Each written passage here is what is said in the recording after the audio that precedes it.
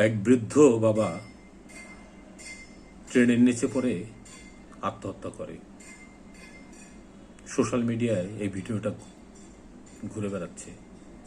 ট্রেনটা আসতেছে, একজন বৃদ্ধ লোক রেল লাইনের পাশে দাঁড়িয়ে আছে। ট্রেনটা আসতেছে, সে সিদ্ধান্ত নিচ্ছে ঝাঁপ দিবে না দিবে না।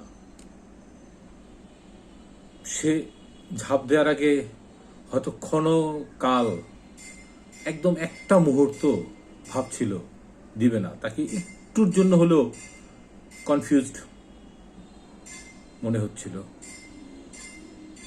কিন্তু তিনি ঝাঁপ দিলেন। তার উপর দিয়ে একটা ট্রেন গড় গড় গড় গড় করে গেল। কেমন ছিলেন বৃদ্ধ বাবা?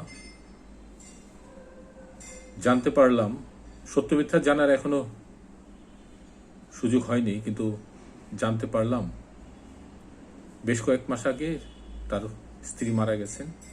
তার 2 সন্তান, 2টা ছেলে 2টা মেয়ে, 4 সন্তান।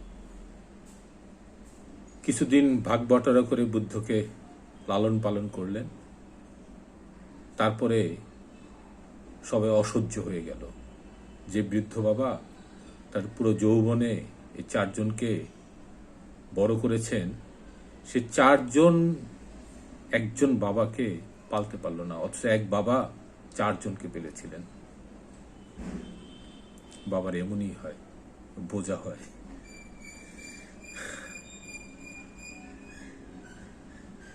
ঝগড়া ঝাঁটি অশান্তি বাসায় লেগেই থাকতো।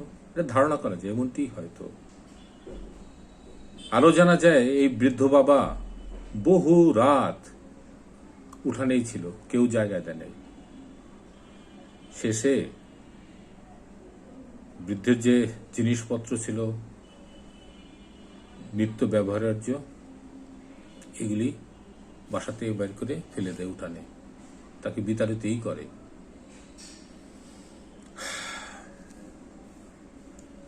তারপরে ভোর থেকে বাবা রেল স্টেশনে ছিল, কি করবে? খায় নাই, খাওয়ানো জোটে নাই, না খাওয়া বাবা।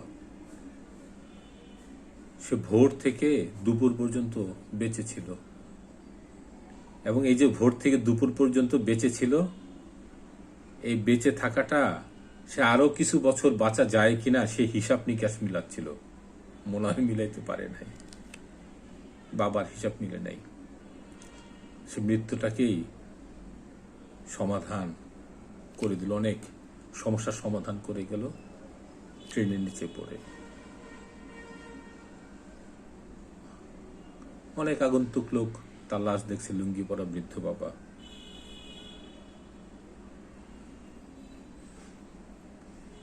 নিশ্চয়ই সেই 4 সন্তান বেঁচে গেছে। ওই সন্তানদের আর বউদের ঝগড়া করতে হবে না, কে খাওয়াবে সেই দায়ভার নিতে হবে না, বৃদ্ধের জামা কাপড় জিনিসপত্র আর উঠানে ছুঁড়ে ফেলতে হবে না। বৃদ্ধ সবাইকে মুক্ত করেই দিয়ে গেল।